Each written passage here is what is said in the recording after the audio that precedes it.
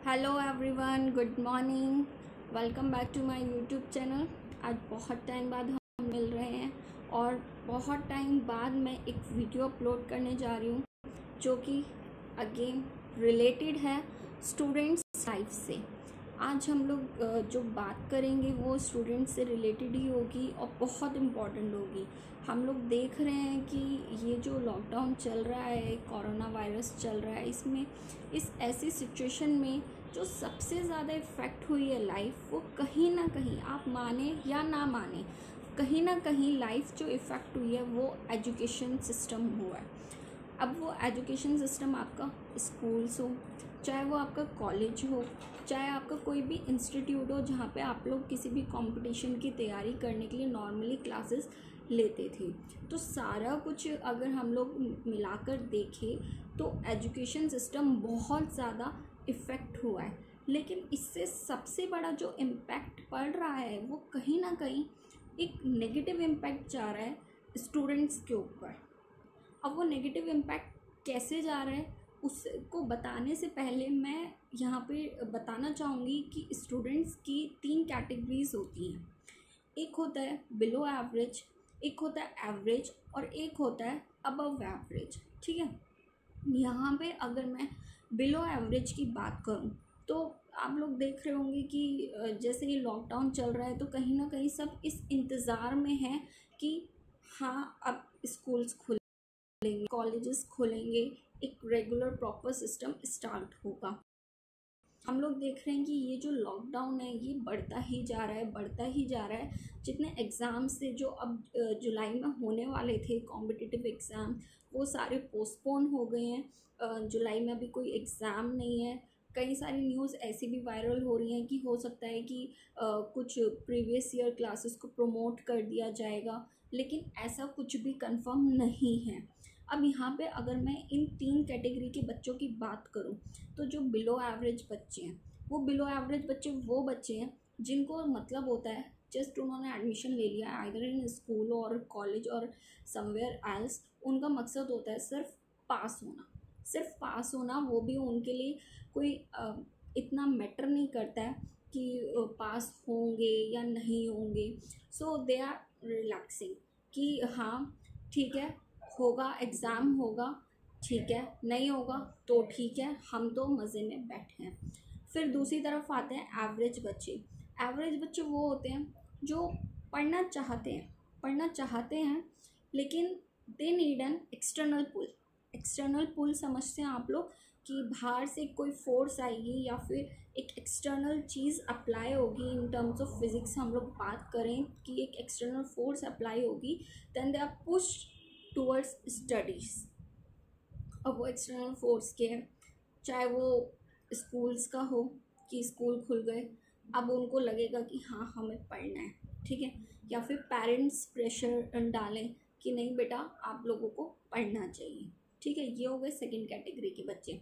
वहीं third category के बच्चे जो अबव एवरेज आते हैं या फिर जिनको हम लोग इंटेलिजेंट, मोस्ट इंटेलिजेंट बच्चों में हम लोग काउंट करते हैं, या फिर जिनको हम कहते हैं कि ये हमारे स्कूल का टॉपर है, ये हमारे कॉलेज का टॉपर है, उन लोगों को कहीं ना कहीं इस चीज़ में प्रॉब्लम आ रही होगी कि क्या चीज़ हम लोग करें, मतलब किस तरीके से हम लोग चीज़ों को मैनेज करें, सारे सब्जेक्ट्स को मैनेज करें। ठीक है, अगर हमें मैथ्स की यहाँ से वीडियो मिल गई तो अब हम सोशल साइंस को कैसे मैनेज करें, हम लोग हिंदी को कैसे मैनेज करें।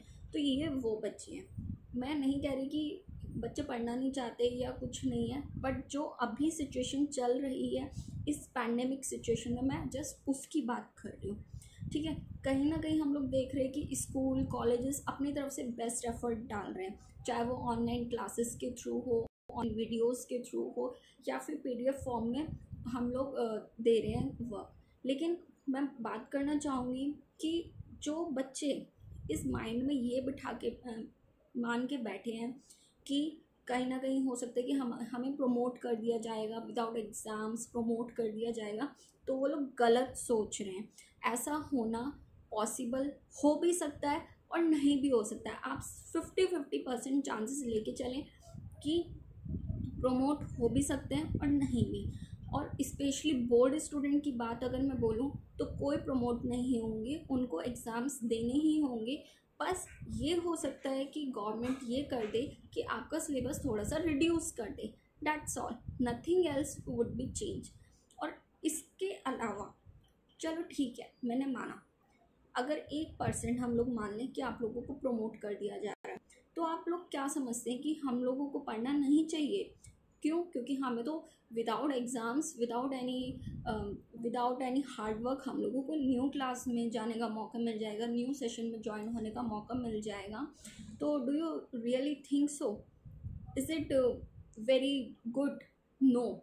क्योंकि अगर मैं आपसे एक सीधी भाषा में बात करूं, आप मान लीजिए आप स्कूल में हैं, जैसे कि आप मान लीजिए अभी 8th क्लास में है या 9th क्लास में या 10th क्लास में है, आप ज़्यादा बड़ी से बड़ी क्लास ले लीजिए, आप कोई भी क्लास ले लीजिए, मान लीजिए आप 8th क्लास में, अगर आप 9th क्लास में अगले साल जाने, कहीं ना कहीं आप मानो या ना मानो कि 8th क्लास का बच्चे का जो है ना पूरा बेस होता है जो 8th क्लास का आगे 9th में यूज़ होगा। अगर आप इस 8th क्लास के बेस को क्लियर नहीं करोगे, then how can you perform well in your 9th class? So stop thinking about promotion और एनीथिंग, जो भी ऐसी बेकार की न्यूज़ वायरल हो रही हैं कि प्रमोट हो जाएंगे या फिर जब स्कूल खुलेंगे हम लोग सिर्फ तब पढ़ेंगे।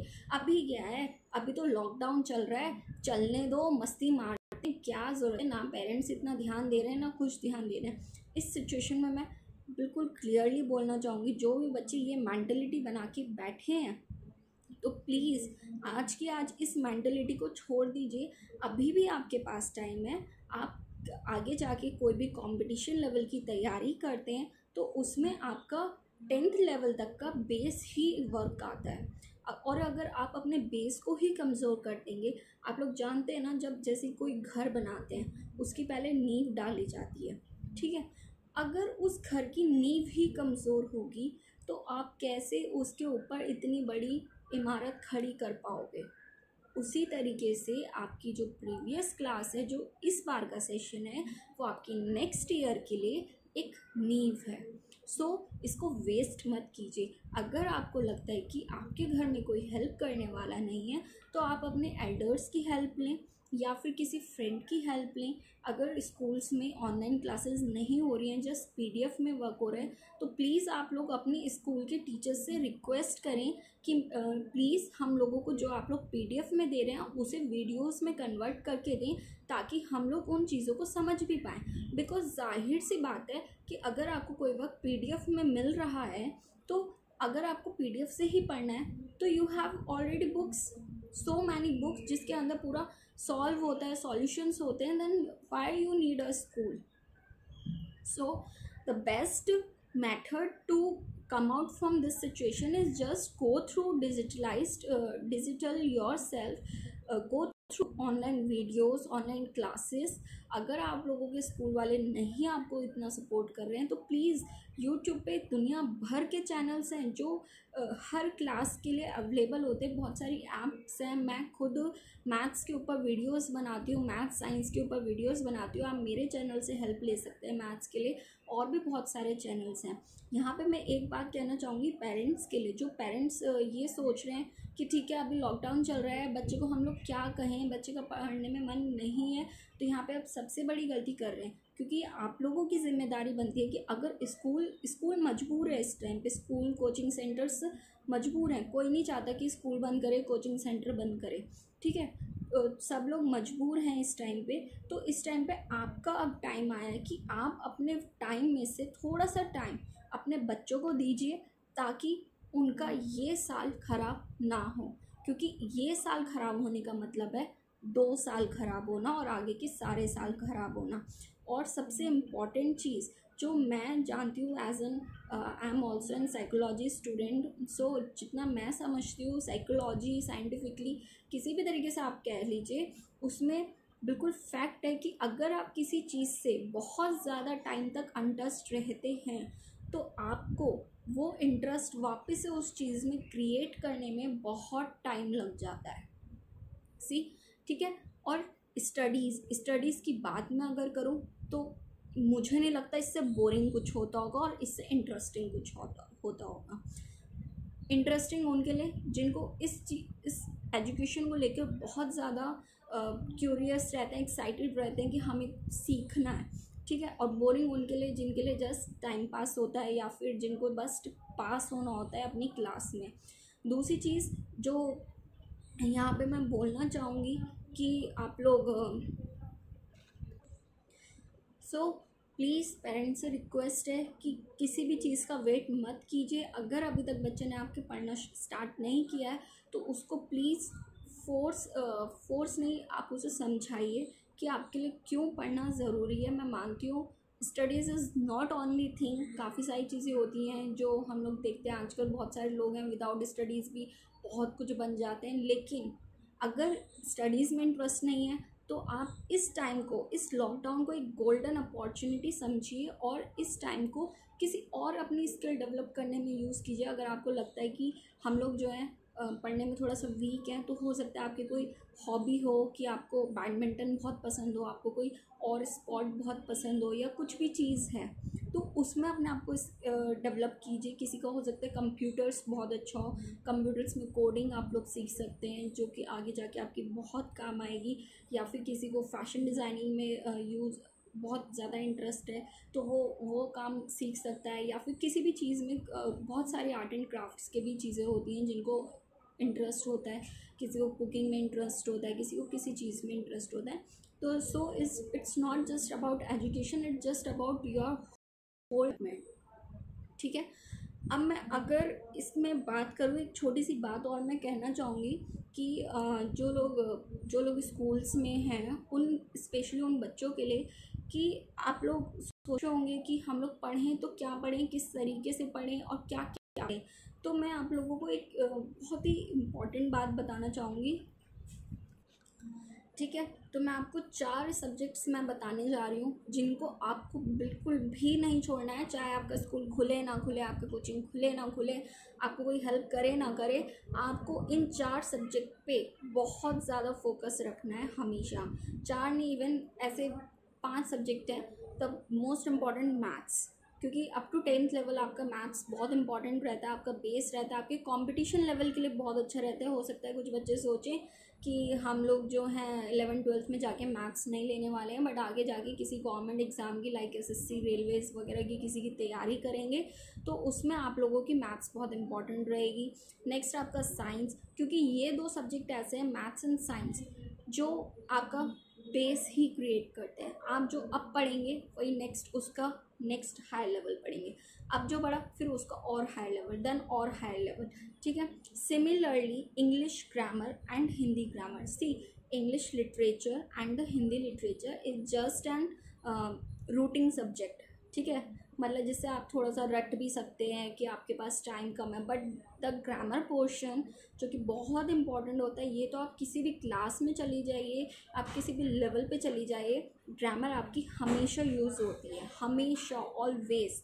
सो ग्रामर का मेन ये है कि आप बिल्कुल बेस से स्टार्ट कीजिए, छोटे छोटे रूल्स से स्टार्ट कीजिए। नाउन क्या होता है, प्रोनाउन क्या होता है, देन आपकी वर्ब्स क्या होती हैं, उनका एडवांस लेवल देखिए, उनके ऊपर ट्राई कीजिए, एरर्स किस तरीके से सॉल्व होती हैं, ठीक है। ये हो गई आपकी इंग्लिश ग्रामर, हिंदी ग्रामर की बात। एंड द मोस्ट इंपॉर्टेंट एक और टॉपिक आता है कंप्यूटर्स का हम लोग देखते हैं कि भले ही हम इनमें से कोई चीज़ पढ़े ना पढ़ें, आगे जाके कंप्यूटर्स का बहुत इंपॉर्टेंट रोल होने वाला है। डिजिटलाइज्ड होता जा रहा है हमारा इंडिया, डिजिटलाइज्ड होता जा रहा है। हम लोग देख रहे हैं कि पहले हम लोगों को फिर कुछ गाइड्स मिलती थी जिसे हिंदी में लोग पूंजी कहते थे, की आंसर की कहते थे, उससे पढ़ लिया, ठीक है, ये सब चीज़ें रहती थी। लेकिन अब धीरे धीरे क्या होता जा रहा है, डिजिटलाइज्ड होता जा रहा है, ऑनलाइन क्लासेस होती जा रही हैं। हो सकता है आने वाले कुछ सालों बाद सब कुछ ही ऑनलाइन होने लग जाए, स्कूलों में भी लैपटॉप्स का यूज़ होना स्टार्ट हो जाए, तो उस केस में हम लोगों को कंप्यूटर्स में काफ़ी अच्छा रहना चाहिए, ठीक है।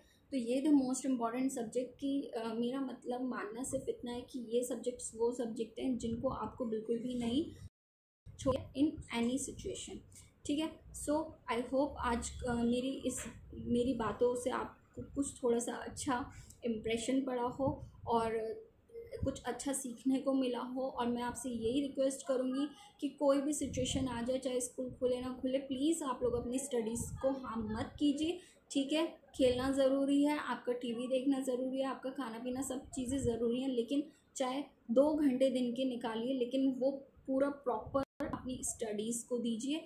अपने दिमाग से निकाल दीजिए कि कोई भी प्रमोशन होने वाला है या किसी भी तरीके का कुछ ऐसा आपको मिलने वाला है। हाँ, हो सकता है सिलेबस कुछ % रिड्यूस हो जाए, लेकिन सिलेबस भी रिड्यूस अगर होगा तो कहीं ना कहीं वो टॉपिक्स भी आपके माइंड में क्लियर होने चाहिए। बिल्कुल कट एंड क्लियर बात मैं आप लोगों को आज ये बात बोल रही हूँ। सो अपने इस लॉकडाउन को किसी भी तरीके की मजबूरी ना समझें, किसी भी तरीके का नेगेटिव इम्पैक्ट ना समझें, इसको एक गोल्डन चांस समझें। जो लोग कंपटीशन की तैयारी कर रहे हैं उनके पास बहुत अच्छा मौका है। अभी अभी तक अगर आप लोगों ने कोई भी टाइम वेस्ट करा है तो अब से आप लोगों के पास बहुत अच्छा टाइम है। इस जुलाई में कोई भी एग्ज़ाम नहीं होने वाला है, तो ये जुलाई का मंथ आपके पास बहुत अच्छा है अपनी तैयारी के लिए। I wish you all the best and I hope आप लोग मेरी बातों को ध्यान से सुना हो और इसको अपनी लाइफ में अप्लाई करें। Thank you and have a nice day.